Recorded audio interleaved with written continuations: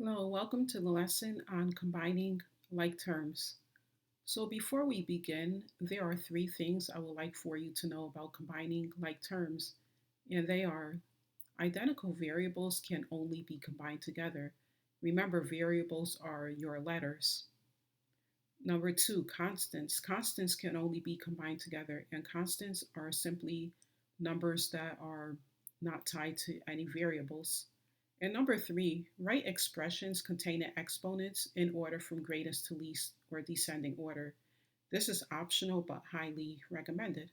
So let's go ahead and begin.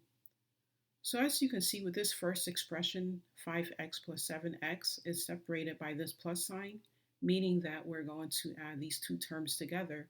So 5x plus 7x is equal to 12x. And then 5x minus 8x is negative 3x. Remember, you're taking the smaller absolute value and subtracting it from the larger absolute value and appending the same sign as the larger absolute value. Negative 4x minus 7x is negative 11x. 7x minus 4x, that's equal to 3x. So hopefully you get the hang of what's going on here. So let's go ahead and begin some examples that are a little bit more difficult. So let's say you're given the expression 4x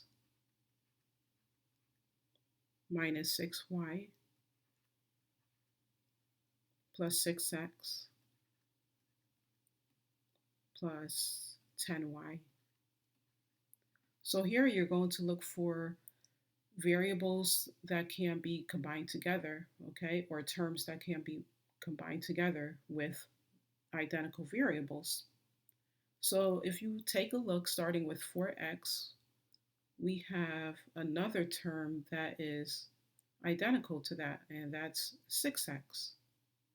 So we're going to combine those together, and notice that they're separated by a plus sign, so we're adding them together. So 4x plus 6x is equal to 10x. Cross those out. We're left with negative 6y plus 10y, which is equal to positive 4y. So our answer is 10x plus 4y. So another expression to solve is, let's see, 3y squared minus 8 minus 8y squared plus 7. So let's take a look to see if there are any identical variables, and we have identical variables. So we have 3y squared here, and we also have a negative 8y squared here. So these are two terms that we can add together. So 3y squared minus 8y squared is negative 5y squared. So now we're left with negative 8 plus 7. So we can go ahead and add those constants together, and that's a negative 1. So we have negative 5y squared minus 1. Okay, so let's go ahead and clear this out. Okay, so now let's work with some expressions that contain distribution. So let's say you're given 6y squared minus, in parentheses, negative y squared plus 2. So the first thing you would want to do is take a look inside your parentheses and make sure that there are no combining of like terms to be done. And in this case, there isn't, so we can go ahead and move forward. So we have 6y squared, and then we have a negative of a negative. So we're going to distribute this negative to each term within parentheses.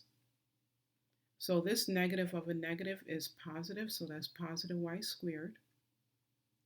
And a negative of a positive is a negative, so this is negative 2. Another way you can look at this is if this is a negative 1 out front here. So you're doing the same thing. A negative 1 times a negative y squared gives you a positive y squared. And negative 1 times positive 2 is negative 2. Okay?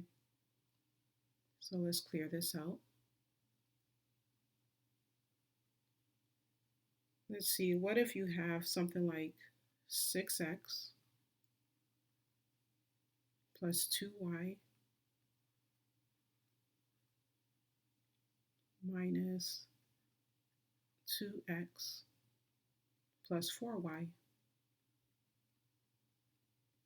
Okay, there isn't anything that needs to be combined together in this first set of parentheses and nothing in this second set of parentheses. So let's go ahead and write everything else out. So we have 6x plus 2y. And let's take this negative and distribute to each term within the parentheses. So when we do that, we have negative 2x. And a negative of a positive is a negative, so that's negative 4y. So now let's go ahead and combine like terms. So we have a 6x and we have a negative 2x.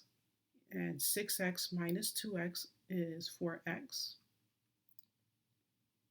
And then we have a positive 2y minus 4y.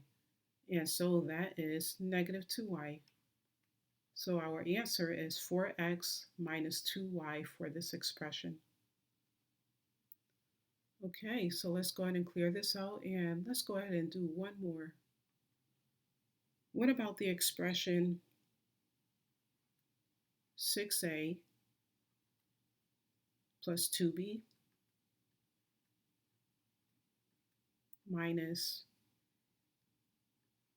3a plus 4b?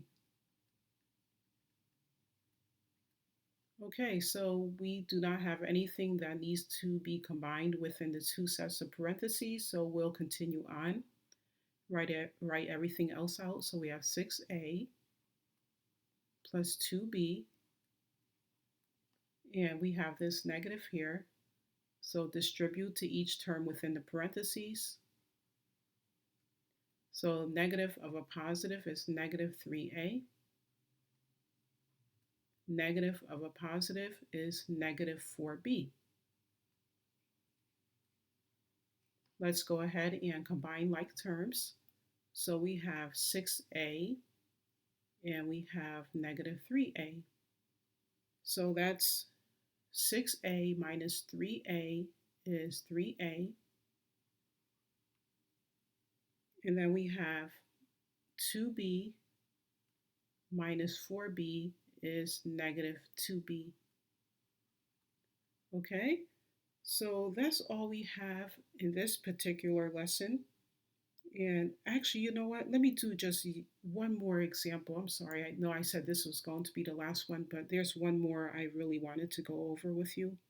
So let's go ahead and do that really quickly.